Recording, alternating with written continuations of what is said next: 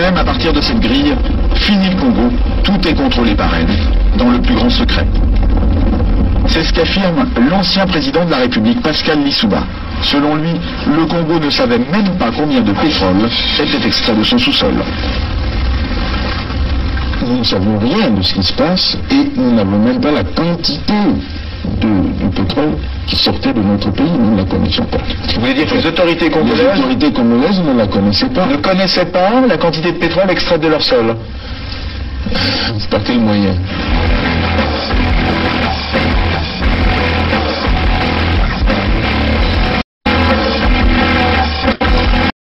Une seconde chose, c'est qu'une grande partie de l'argent qui est dans notre porte-monnaie vient précisément de l'exploitation depuis des siècles de l'Afrique, pas uniquement, mais beaucoup viennent de l'exploitation de l'Afrique.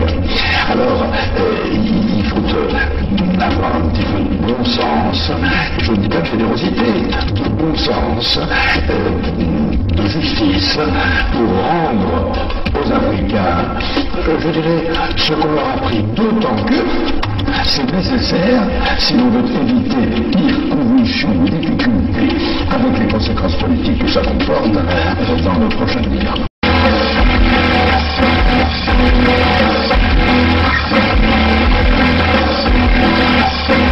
Et un pétrolier de 100 000 tonnes, cela représente près de 100 millions de francs qui échappent aux caisses du pays. On appelle ça une cargaison fantôme. Interrogé sur la question, Loïc Lefebvre-Préjean ne dément pas qu'il y en ait eu. Il y a des cargaisons qui sont produites et qui n'ont jamais été officiellement. Voilà. C'est des choses qui sont arrivées, bien sûr, dans le passé.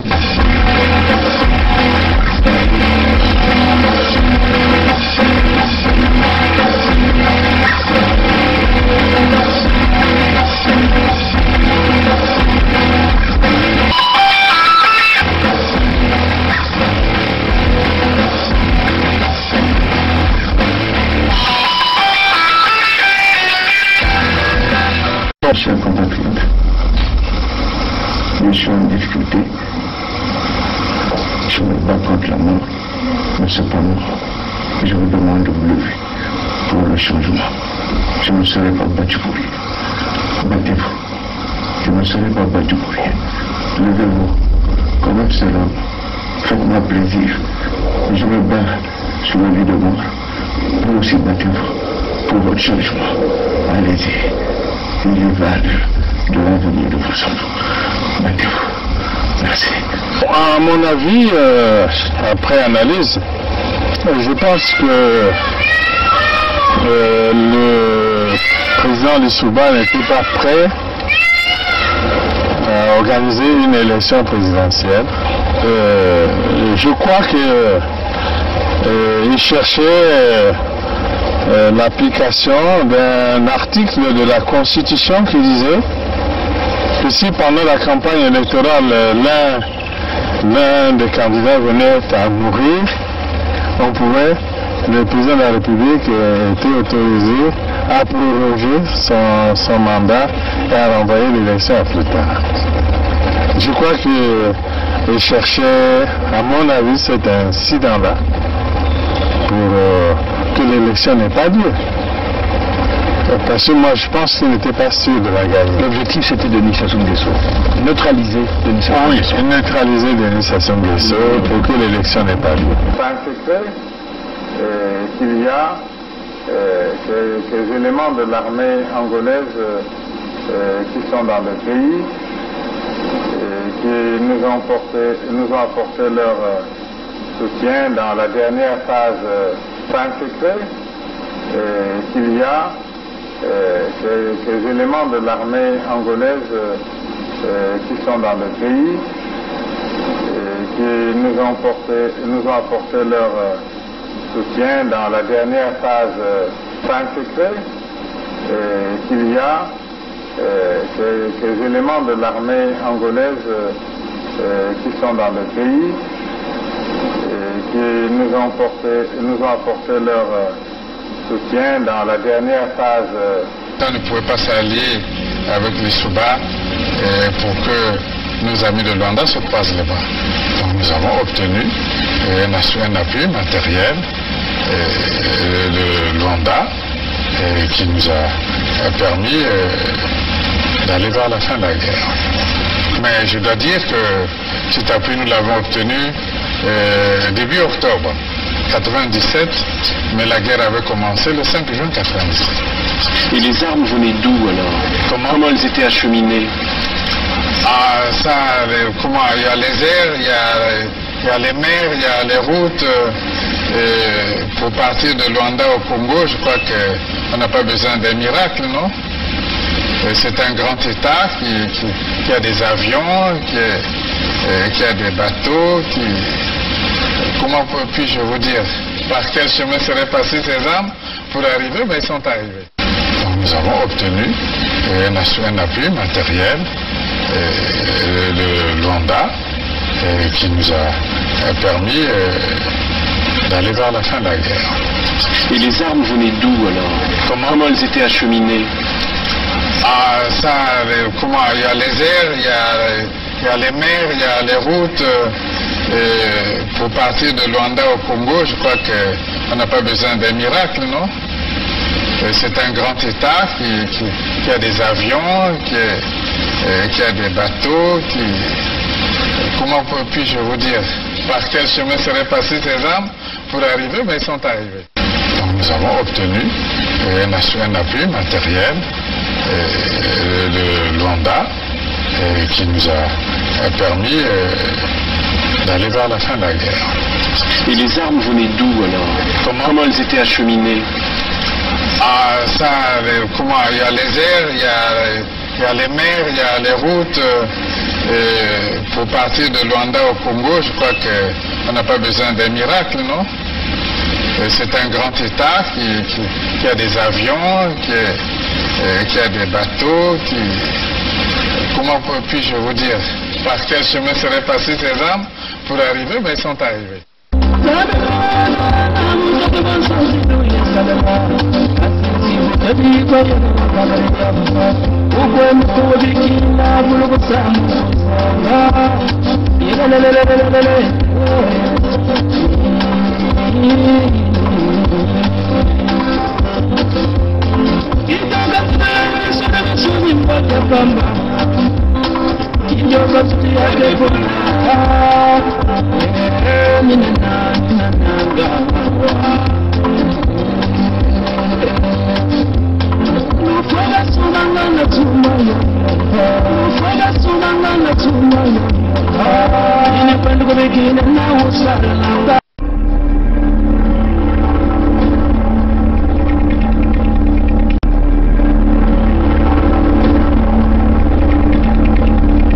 C'est les Congolais qui sauveront le Congo. Ce n'est pas la communauté internationale. N'y comptez pas. C'est les Congolais qui sauveront le Congo. Ce n'est pas la communauté internationale. N'y comptez pas. I am not come here to battle and to struggle. I came here to help my country to develop themselves.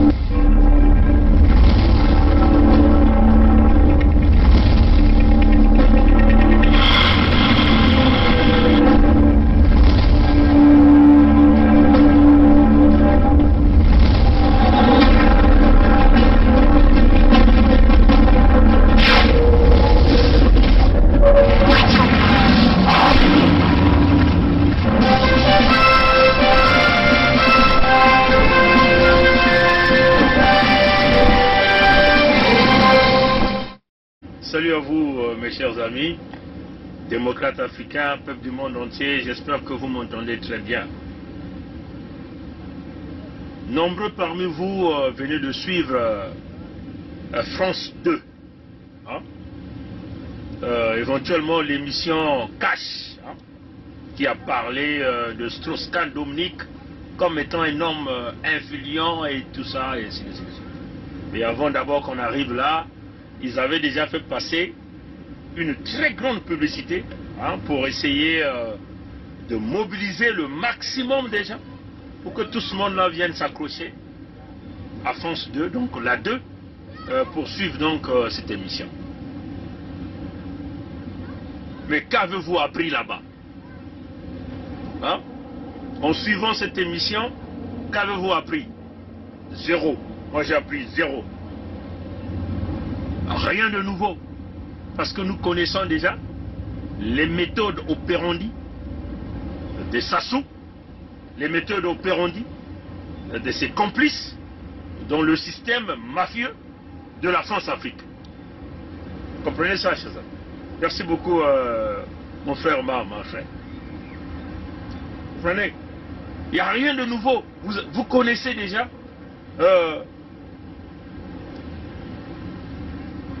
ce que la 2 venait de dire, ce que France 2 venait de dire avec son émission Cash. Vous connaissez déjà.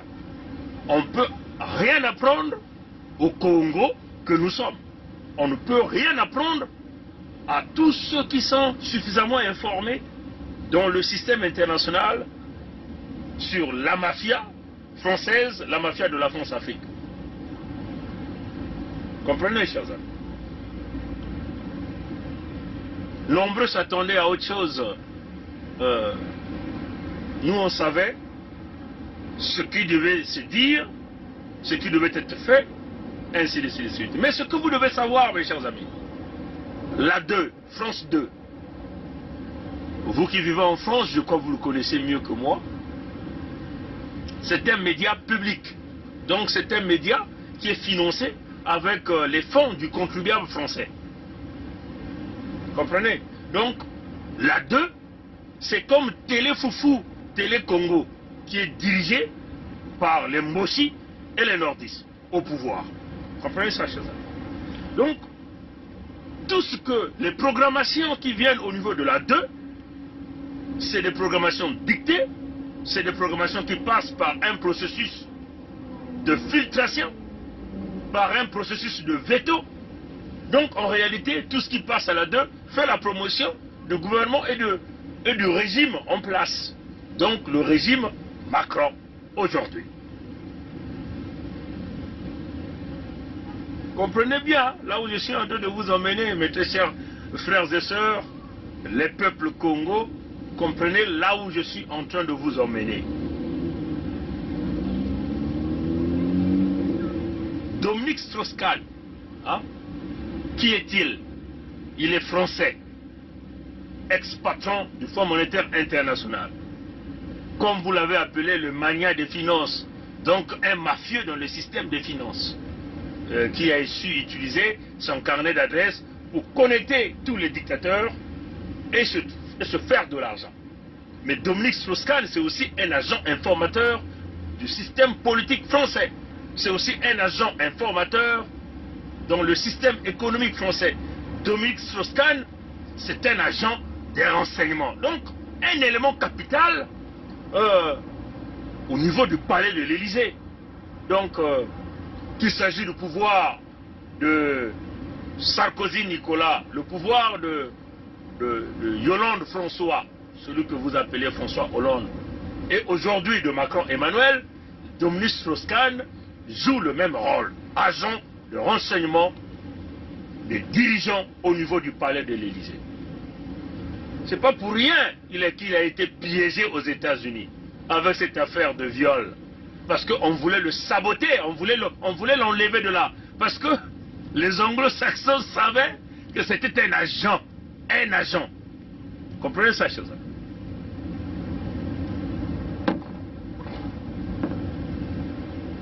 Le palais de l'Élysée savait que si ce sujet-là devait passer à Benfait TV, à Ben, vous appelez quoi? Benfait, je ne sais pas quoi là. Votre TV là, qui fait la promotion de Zemmour là, mais non, hein? En tout cas, vous le connaissez. Si ça devait passer là-bas, les gens devaient dire non, c'est falsifié. Ils ont choisi la chaîne publique pour essayer de propager cette information au niveau d'un grand auditoire français. Vous comprenez ça, cher? Donc c'est une programmation du palais de l'Élysée. Mais qu'est-ce que l'Élysée cherche? On va vous le dire. Vous savez, chaque président français cherche toujours à faire son pactole derrière les dictateurs africains. Vous comprenez, chers amis? Ils savent comment faire le chantage à BFM TV. Voilà, merci maman. Si ça passait à BFM TV, les gens devaient bouder, peut-être que l'auditoire devait être un peu réduit, mais là on passe ça à la 2. Donc une chaîne traditionnelle, une chaîne, même les anciens, les vieux, les vieillards, suivent donc cette chaîne-là. Donc l'auditoire est très grand, avec des millions et des millions de gens qui suivent cette chaîne. Il fallait que cette information-là passe par là. Mais pour nous, les agents avertis, les Congos, on savait tout ce qui devait se dire. On n'allait rien vous apporter comme une information concrète, sinon que ce que nous connaissons déjà. Mais ce que vous devez savoir, la France est énormément impliquée dans ce que nous avons l'habitude d'appeler le rouleau compresseur, de la magouille, de la mafia, du pillage et du vol. Souvenez-vous, l'entité Congo avec c'est une préfecture de la France. C'est le numéro 99. Comprenez ça, chers amis? Dans leur système des communautés. Comprenez ça, chers amis? Donc, la corruption ne peut jamais se passer dans le Congo avec ces si la France n'est pas informée. La France fait partie intégrale de cette corruption, de cette magouille. Quand on bouge l'argent, la France est informée. Comprenez ça, chers amis? C'est pas pour rien que la France a décidé de tuer Christian Barros. Comprenez, chers amis? Vous connaissez Christian Barros? Celui qui gérait le consortium des entreprises là dans l'entité Congo avec C. Celui qu'on a dit que qui s'était suicidé avec une arme qu'on tue souvent des oiseaux, l'arme de chasse qu'on appelle le Djana. Le Djana, quand tu tires ça, ça fait paf, paf. Mais d'après les images qu'on nous a fait passer sur l'assassinat de Christian Barros, là même dans Luango, il n'y avait aucune arme autour. Et je crois que nous avons déjà fait une vidéo là-dessus. Nous vous conseillons d'aller regarder cette vidéo-là, qui a tué Christian Barros. Là sur notre chaîne YouTube, vous allez comprendre toute la stratégie, le rôle que ce type-là jouait dans l'entité Congo avec C. C'était un agent de renseignement. C'était un agent qui était là pour faire bouger de l'argent. C'était un agent qui était là pour pousser l'argent de l'entité Congo avec C, en partant du Congo avec C, vers les entreprises françaises. Donc un élément capital dans cette mafia que nous appelons la France-Afrique. Voilà, il était le patron de Unicongo, comme le dit ici. Voilà. Donc il y a une vidéo que nous avons eu à réaliser. Donc on va le regarder. Chaque patron du palais d'Élysée va toujours chercher sa part du gâteau envers les dictateurs qu'ils ont placés, envers leurs sous-préfets. Pour avoir cet argent-là, il faut donc augmenter le niveau du chantage afin de desserrer les vis.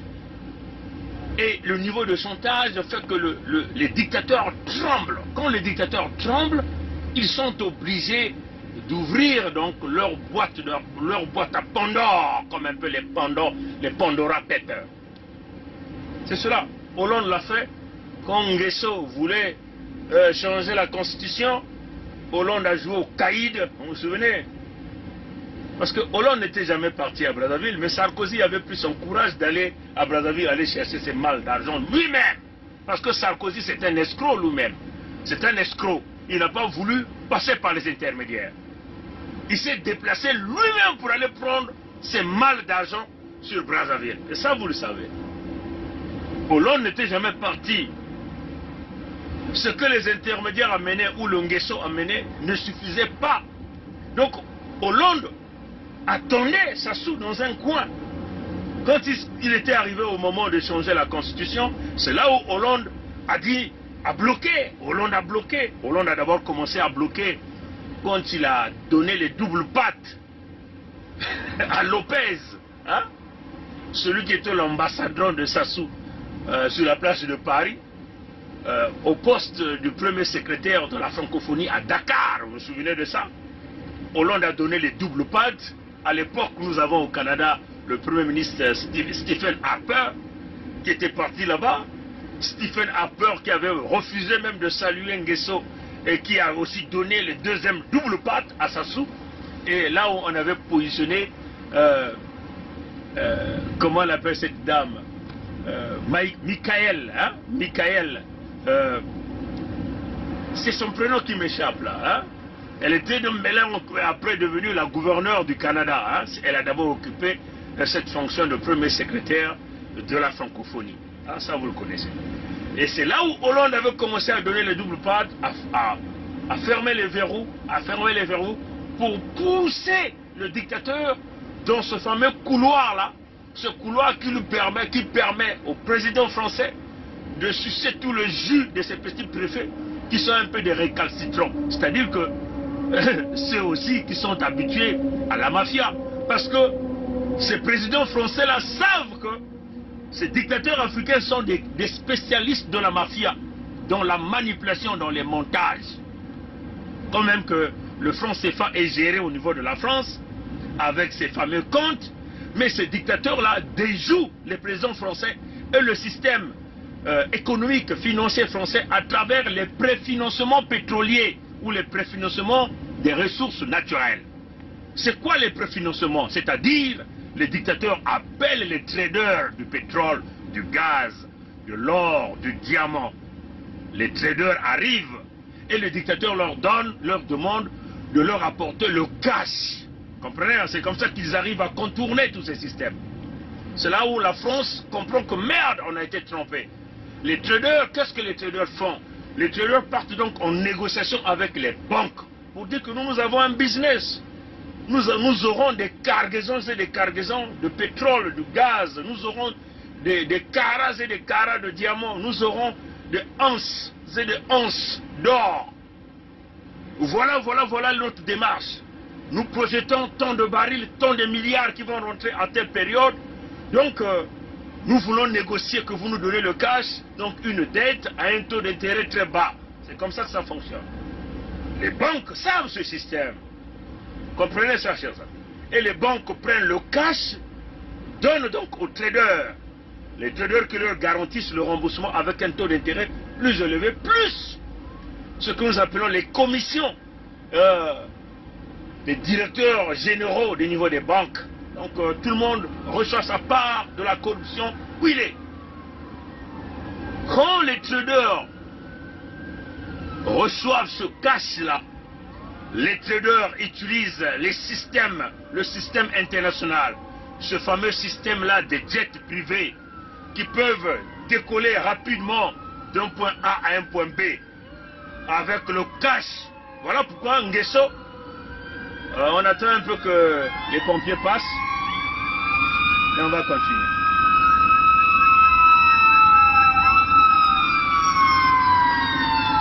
Un peu du bruit.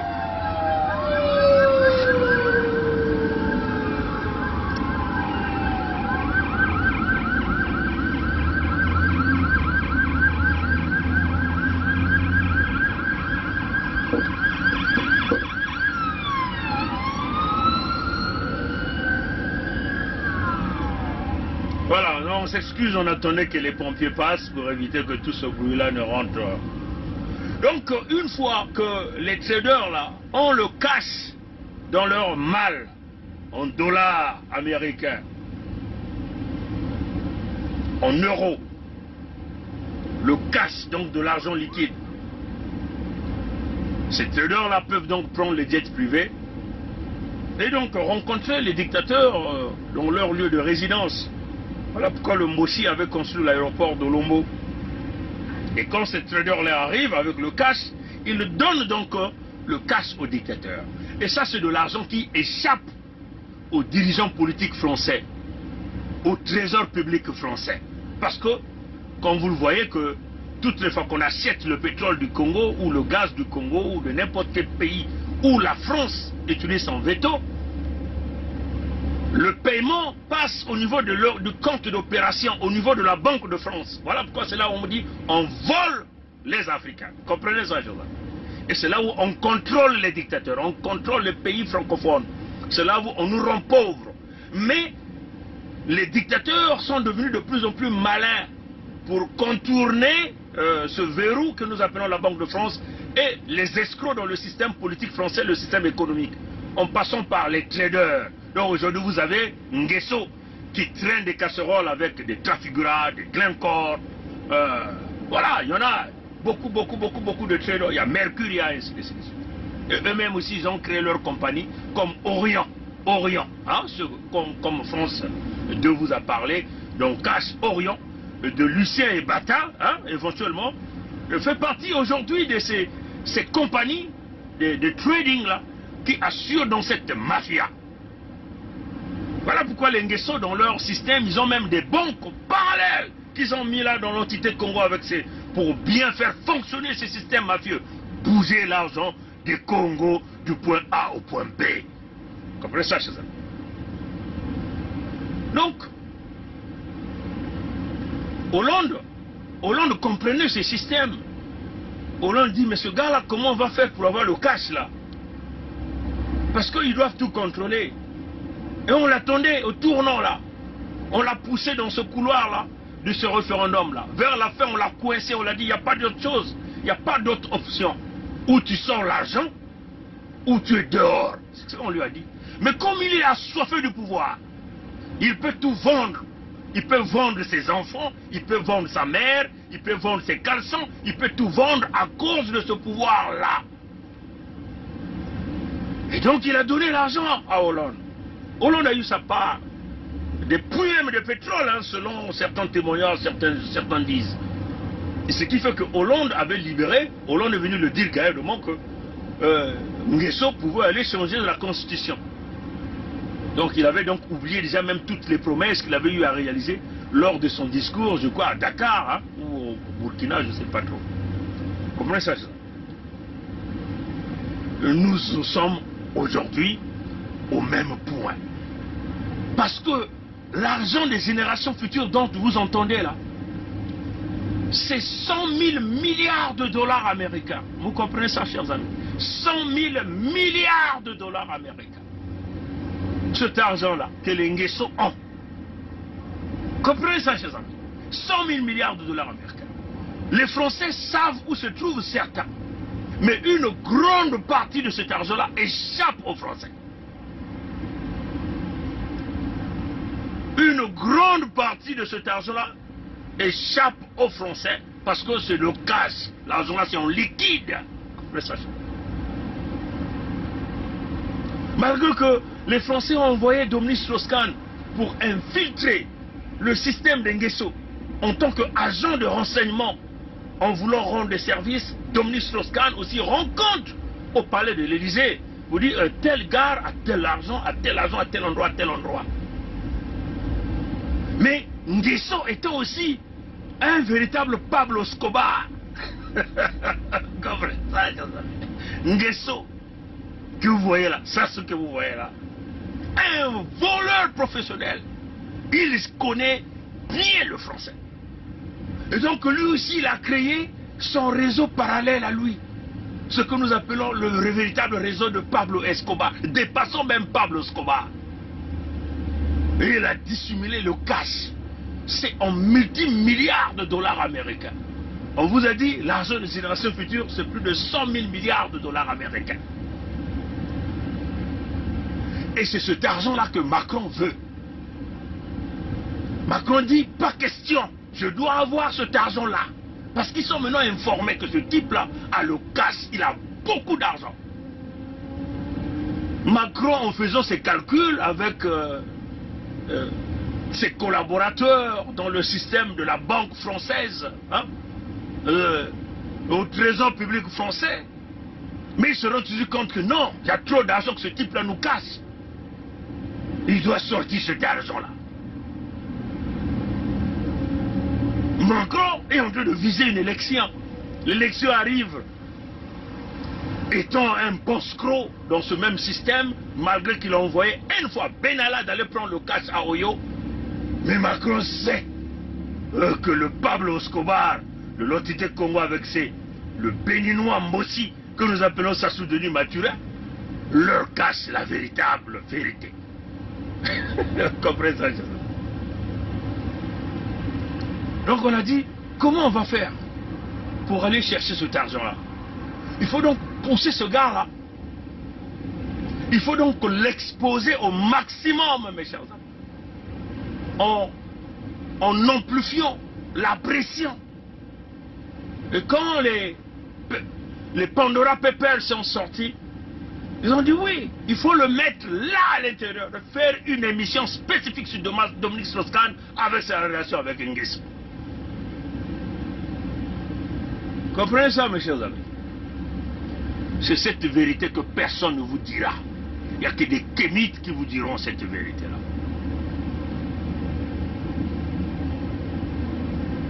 Mais ils ne se sont pas arrêtés là.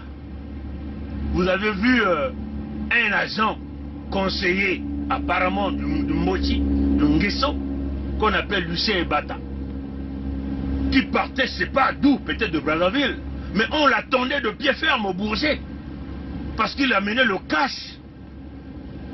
Il y a deux stratégies dans ce cash-là. La première stratégie, c'est quoi? C'est-à-dire qu'il faut publiciter ça comme si on arrêtait Lucien Ebata avec l'argent de cash.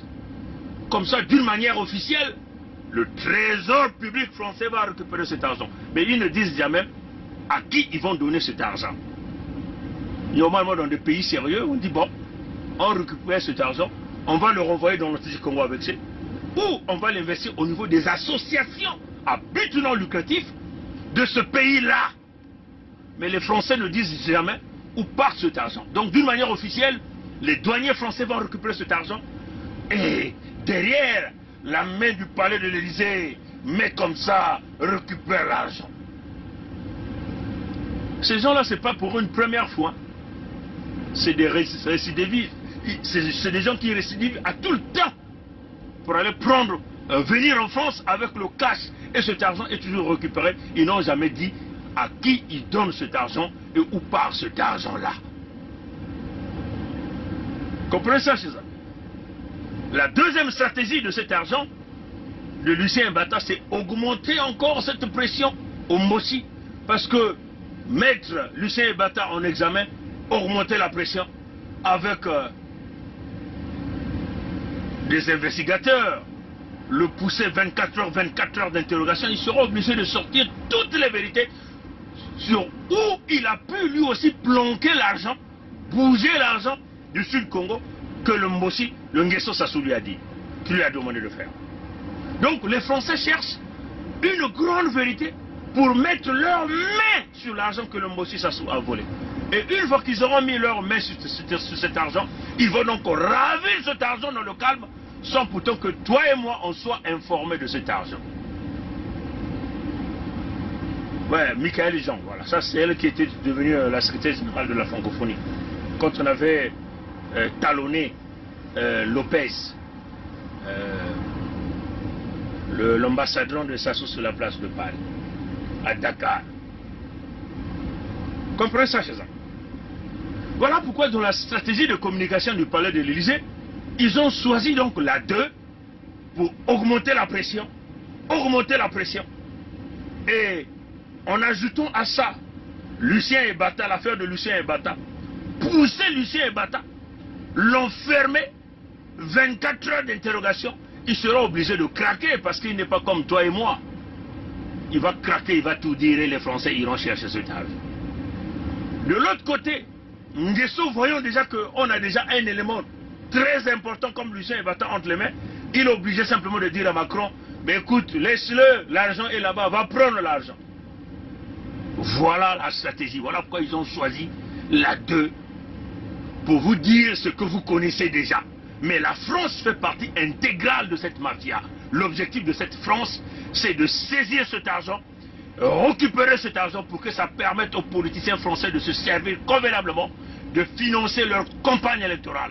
Et ces gens-là seront toujours là à protéger le même criminel que nous appelons Sassou Denis Mathurin, le béninois Mossi ou le béninois nordiste. Comprenez ça, c'est Michel Gall. Je vais vous donner encore un exemple, rapidement, avant que je clôture cette affaire-là pour passer à la deuxième partie. Sassou Nguesso Christelle Denis, n'est-ce pas? Il y a eu ce que nous appelons le repli de justice, n'est-ce pas? Il a été appréhendé à Paris, mis en examen à Paris. Il était au garde à vue, n'est-ce pas? On l'a libéré avec quoi? Avec une caution qu'il avait payée. Et cette caution, c'était de 11 millions d'euros. Il avait payé une caution de 11 millions d'euros, n'est-ce pas? Sassou Nguesso Christelle Denis, vous vous souvenez de ça? Quand il était sur la place de Paris sur les affaires des biens mal acquis. Donc, il avait été libéré sous condition de paiement d'une caution de 11 millions d'euros. Mais les Français n'ont jamais dit qu'est-ce qu'ils ont fait de cet argent, hein, n'est-ce pas? Les Français n'ont jamais dit à qui ils avaient donné cet argent, n'est-ce pas? Est-ce que après la libération de Sassou Nguesso Christelle Denis par les Français, après qu'ils puissent donner une caution de 11 millions d'euros, à la fin, est-ce que la justice française l'avait encore interpellé? Non. Mais ce qui est encore plus intéressant, c'est que récemment, il est venu sur la place de Paris, n'est-ce pas, mes chers amis? Il est venu sur la place de Paris avec Anatole Collinet Dimakoso en négociation. Hein? Ils sont venus voir les patrons de MEDEF. Est-ce que vous avez vu un juge français sortir pour chercher à aller l'appréhender, le ramener là, puisque c'était un repli de justice, puisqu'il avait été libéré sous caution? Est-ce que vous avez déjà vu les médias français parler de ça pour dire, mais attendez, il y a une affaire qui court derrière Sassou Nguesso Christelle Denis, il avait payé 11 millions de caution, c'est le moment maintenant de passer au procès, il faut donc l'appréhender pour l'amener en justice? Non. Aucun journaliste français, ni de la 2, ni de BFM TV, ni autres médias, ni RFI, ni Christophe Boisbouvier, ni Chimbakala, ni TV5 Monde, ni même France 24, aucun journaliste n'a parlé de l'affaire Sassou Nguesso Christelle Denis, de la caution de 11 millions d'euros qu'il avait payé, alors qu'un criminel qui avait été libéré sous caution avait taillé la zone et est revenu sur le territoire français, jamais interpellé par un juge, ni par des avocats français. Ça, c'est encore un exemple clair et net. Parce qu'il a payé sa corruption avec 11 millions d'euros et on l'a libéré. Mais Lucien Ebata aussi, il a un passeport diplomatique, n'est-ce pas? Donc il était censé être couvert par la diplomatie. Et pourquoi il est donc retenu? Si les Français pouvaient nous dire, nous n'avons pas interpellé Sassou Nguesso Christelle Denis, malgré ces 11 millions d'euros de caution qu'il avait payé, et qu'il est revenu sur le territoire français sous l'immunité diplomatique, alors pourquoi ils ont donc appréhendé Lucien Ebata, qui est aussi venu avec un passeport diplomatique, et même là avec une note de mission signée par le Mossi Sassou? Ça, c'est la question que nous posons aux Français. Parce que, apparemment, l'ambassade des nordistes sur la place de Paris venait de publier une note comme quoi qu'il était en mission de fonctionnalité. C'est ce qu'ils ont dit, hein, dans la note qui a été affichée. Qu'il avait un passeport diplomatique. Donc c'est le même cas avec Sassou Nguesso Christelle Denis. Comprenez ça, chez nous? C'est une façon simplement de vous montrer que la justice française est corrompue. Les politiciens français sont des coupables. Et c'est eux qui nous emmerdent. C'est eux qui protègent tout le crime financier et le crime de Sassou. Et tout ce qu'ils sont en train de vous faire avec les Pandora Papers, c'est une façon de nous emmener dans la distraction pour que nous on rentre là-dedans, pour que nous les Congos, qu'on puisse oublier l'unité du Sud-Congo, ce qui va nous amener vers la fédération ou la création de l'État fédéral Sud-Congo. Vous comprenez ça, mes chers amis? On va donc rentrer dans la deuxième partie.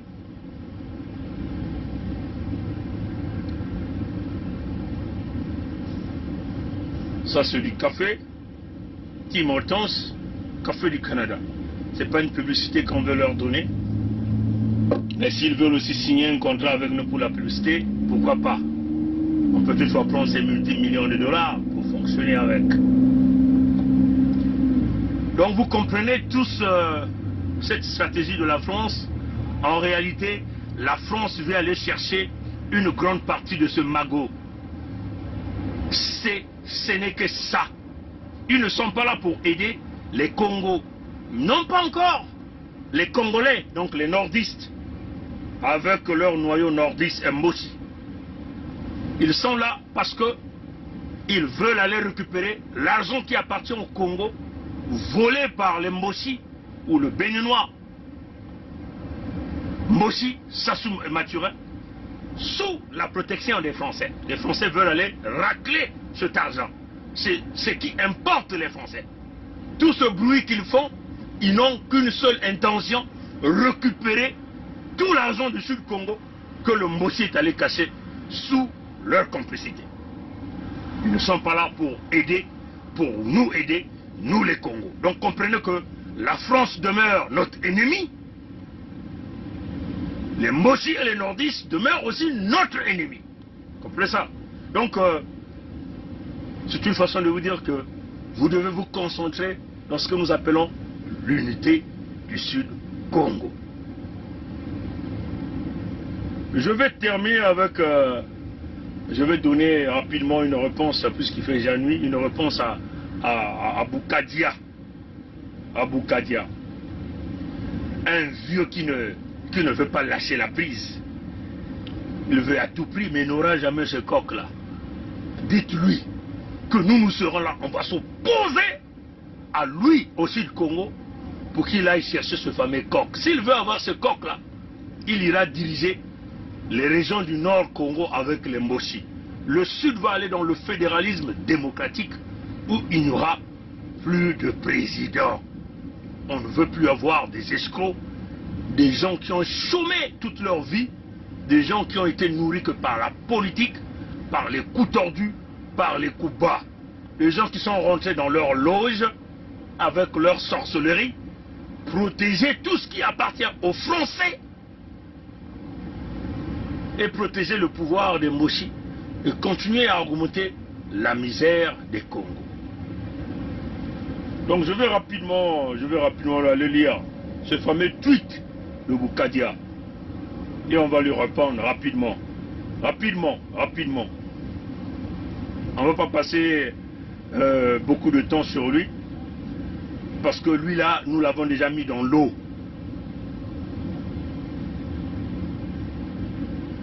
Il a fait ce tweet en français et en anglais. Je vais vous le lire en français. Monsieur Boukadia. Il mettait hashtag chez moi au Congo, avec C, hein, il a mis pointe noire entre guillemets.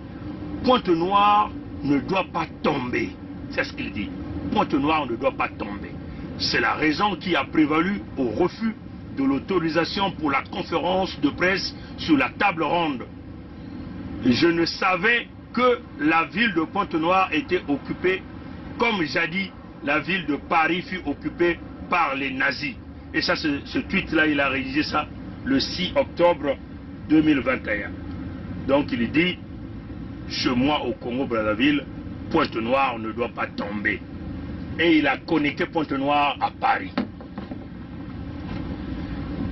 Mais, chers amis, je vous ai toujours dit, quand ces gens-là parlent, ils parlent à un certain auditoire. Ils parlent au palais de l'Élysée. Ils parlent aux initiés de la sorcellerie. Ou ils parlent aux initiés de leur loge. Ils font passer un message codé.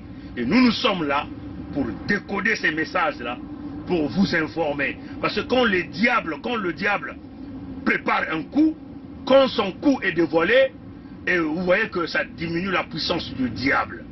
Nous avons eu cette grâce, Nkwalulendo, Nzambimpungu, nous a élevés à des dimensions supérieures.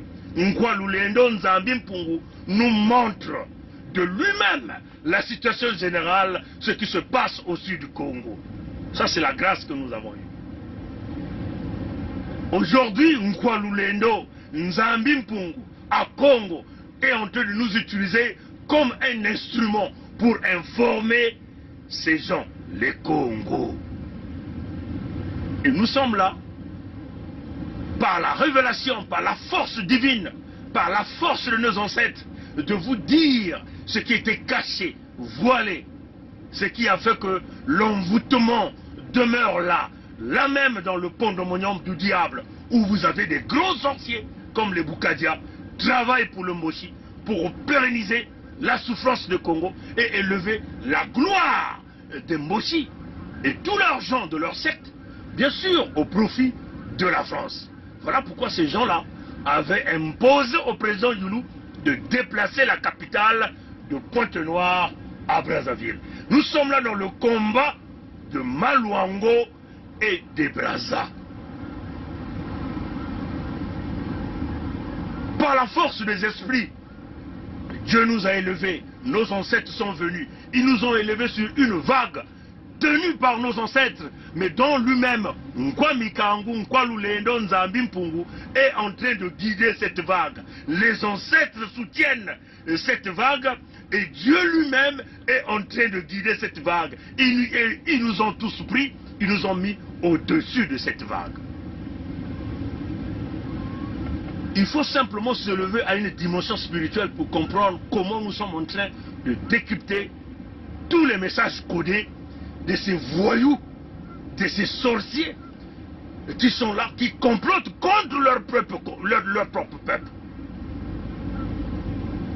Quand Boukadia dit Pointe-Noire ne doit jamais tomber, j'ai dit comme Paris était tombé entre les mains des nazis, il est en train de connecter Pointe-Noire à Paris. Pourquoi il connecte Pointe-Noire à Paris? Souvenez-vous, on vous avait dit, il y a une porte d'entrée, là même à Brazzaville, dans les quartiers sud. Nous sommes là au sud du Congo. Nous sommes là chez les Congos. Ils avaient ouvert une porte du sang à partir de la case de Gaulle de Brazzaville. Et la porte de sortie, c'est Luango, Pointe-Noire. Et ce sang-là, ils prennent ce sang-là pour emmener ça à Paris, pour faire briller les politiciens français. Voilà pourquoi ces gens-là peuvent dominer sur leur peuple à cause du sang aussi riche des Congos.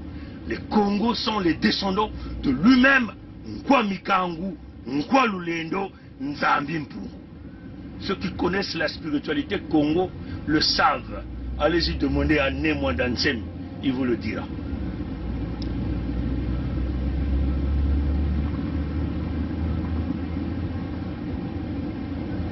Boukadia a connecté Paris à Pointe-Noire.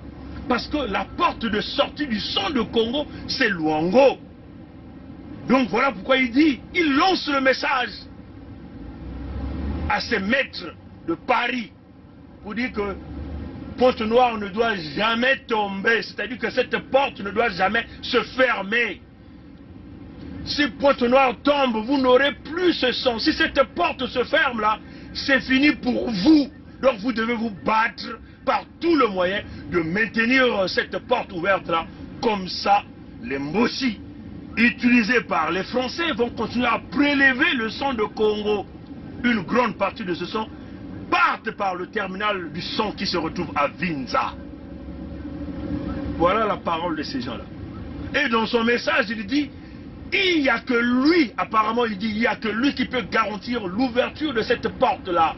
Maintenir cette porte-là ouverte. C'est-à-dire que maintenir Pointe-Noire entre les mains de ces sorciers pour continuer à boire le sang des Congo. Boukadia, il sait que Pointe-Noire est déjà tombé. Luango est déjà entre les mains de Sa Majesté Tikaya Zinga Ier, Sa Majesté Makosso V, Mikaya Pongi VII, Kayi, Birangi et tous les autres. Malheureusement pour eux, Pointe-Noire est reparti dans ce que nous appelons l'axe Luango-Ludima-Kinkala, l'axe ancestral de la protection des Congos. Voilà pourquoi ces gens-là, ils avaient tripatouillé depuis que Sassou a falsifié son élection. il voulait aller prélever le sang de Congo. Il cherche des voies et moyens pour prendre le sang en masse par les coups de canon. Mais, puisque nous nous sommes levés là, par la puissance divine, la puissance de nos ancêtres, ils ont du mal de trouver des créneaux, comment ils vont aller prendre beaucoup de sang de Congo pour que ce sang-là puisse faire briller les politiciens français qui sont aujourd'hui dans la merde. Dites à Boukadia, Luango est déjà entre nos mains. Et nos ancêtres se sont levés. Souvenez-vous, le deuxième plus puissant égrégore du monde entier se retrouve là dans Luango. Le temple spirituel, tous les esprits se sont levés. Les esprits sont avec nous. Souvenez-vous, on vous avait dit, nous avons invoqué les titans protecteurs des peuples Congo. Les titans protecteurs des peuples Congo sont là. Tous les esprits sont debout. Bamekute la manangi. Bamekute la manangi. Boabu yeka mambu manene. Bampeve mekukulumuka. Nkwalulendo kina kukengela yani kina kuganga yani moti. Ndinga yeka buzonza. Bokila. Bantu. Ntangu ya beno mekulunga. Beno ke kubua. Beno tubaya na Bukadia. Beno mekudia. Kunwa. Kubina. Na manima ya menga ya Bakongo. Na kutatama na kusadila mindele. Na menga ya ntalu. Ya mwisi Kongo. Kansi. Ntangu ifweni. Beno babonsono. Bua. Lubua. Mukati de tia. Ni mutini na bakana kutubila beno yao na mbebe. Kena kutubila beno yao. Bukadia. Luango est déjà tombé. L'axe Luango, Ludima, Kinkala a été rétabli. C'est le combat de Maluango, de Mani Makosso Sikozo et de Brazza. Mais nous voulons dire à Bukadia, tu as tué des brazistes. Mani Makosso Sikozo n'a jamais signé un contrat avec des Brazza. Voilà pourquoi nous vous tendons la main. Nous avons ouvert la tombe de Debraza. Et il y a encore quelques jours, nous vous laissons là. Nous vous demandons de sortir de cette tombe-là, qui fait couler le sang. Les Tékés ont accepté de signer avec Debraza. Les mêmes Tékés ont sué toutes les âmes que Debraza a violées sur leur terre. Ils ont rédigé un monument au nom de Debraza. Là même sur les terres de Mfoua. Pour la gloire de Mbossi, pour la gloire du Béninois Sassou. Nikuna, Nkwalulendo Nzambi Mpungu, Nzambi Beto, a Congo, Telama, Nangi, Nakulakisaki, Boabu, Yeka, Ntangu. Luango, Kelena Maboko, Yabeto. Abeno na kusimba yao, asiki, Mpia. Ntangu, Mekulunga. Ya beno imeni. Tia mekukota. Tata Nzambi mekukulumuka na babasi ya beno kutala ba mambo yina beno ni kutala TTV. Bukadia Luango. Yena mumoku mapongi. Luango yena mumoki. Tika ya zinga. Yantete Luango mukati mamoko Makoso ya tano Luango mukati mamoko Kai Birangi Bantu babonsono Batanwani na Nsi yangana Yankolulendo Nzambi Mpungu Luango yeka mumoko Goya Bantu Batata Nzambi Mpeve yangolo Itela mane Ngomba Ndinga Tata Nzambi Yena Bokilanga Bantu bayandi Mpasi Mubeno Bayina mekusola Nzila ya imbi Yai Kele mambu ya kukua Muke kusuka nikuna Matondo na beno nyonso Mekutala Kizizi yai Zenga Bitini Kabula samundinga ya Nkwalulendo wakana na kati ya bantoto yandi na kutatamana na kubumba bantu yandi nikuna ndinga kina kulomba na beno lomba na dibundu na kudia mvutu dile no mvutu dibundu dile no mvutu peleko si beno kele na kati ya lusambulo na kubumba bantu ya tata nzambi beno kubaka bilumbu tatu to lumingu mosi na kudila mvutu samu na ntoto yangane ya tata nzambi tombe kukatuka na ngolo ya tata nzambi bankoko ya betu kumekutelama tata nzambi ke kusadisa dibundu kudila mvutu nge ya Kongo kisika ni kisika nge kele na kati ya inza tula mabongo yange na ntoto dila mvutu betu kutala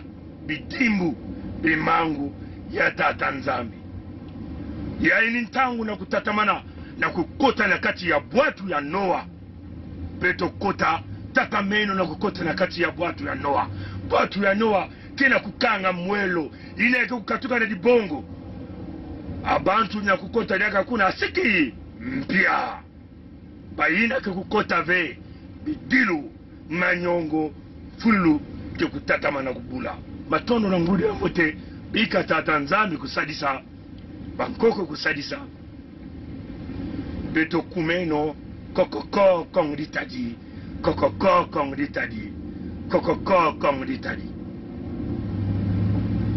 beto kele bile banzao bao kele ya bao bantu ya nene banzao kansi Kongo yeka kilemba nzao Kongo yeka kilemba nzao kansi nzao ke kupenda na kubasisa kilemba nzao na inchi ya mtoto asiki mpia matondo na nguli wa mote bika nzambi kusadisa kake na milumbu ke kukwiza abuo pia. C'est notre pays à nous tous. On ne peut pas prendre seulement les gens, le même parti et les autres. Mais il y a une chose que je veux vous parler, une chose. Le Congolais n'a jamais voulu la guerre. Le Congolais lui-même, il ne veut pas la guerre. Ceux qui aiment la guerre, je te dis maintenant, c'est le PCT. Le président avait 2 mandats. Pourquoi lui, il veut prendre 3? Le Congolais n'a jamais voulu la guerre. Le Congolais lui-même, il ne veut pas la guerre. Ceux qui aiment la guerre, je te dis maintenant, c'est le PCT. Le président avait 2 mandats. Pourquoi lui, il veut prendre 3? Peut nous aider. Quand on est engagé, la peur s'estompe. Quand on n'est pas engagé, la peur occupe le lieu qui devait être rempli par l'engagement. Je pense aux sportifs engagés, je pense aux militaires engagés, je pense aux femmes engagées dans leur ménage, engagées dans l'éducation de leurs enfants. Elles n'ont pas peur. Elles n'ont pas peur. Les engagés n'ont pas peur. Et si nous, Église aussi, nous étions engagés, nous n'aurions pas peur. Même sans être Saint Ignace qui désirait le martyre, nous serions audacieux pour dire aux politiciens, même aux politiciens de nos ethnies propres, que ceci n'est pas bon. Quitte à ramasser des gifles, quitte à être persécuté, mais on n'aurait pas peur. Je pense que la peur, c'est l'expression d'un vide, d'un manque d'engagement. Et donc, d'un manque d'amour. Parce que celui qui aime ne peut pas ne pas s'engager. Quand on aime Dieu, on s'engage. Quand on aime la nation, on s'engage. Quand on aime les autres, on s'engage. Quand on n'aime pas, pourquoi s'engager? Et je vous dis, aujourd'hui, je vous le dis, nous avons eu le général Dabira, moi et le colonel Bongo, qui était à la sécurité militaire. Nous avons eu à rendre compte au cours d'une réunion de commandement présidée par le président de la République de ce que des assassinats étaient commis et que il fallait prendre les mesures pour faire cesser cet état de choses.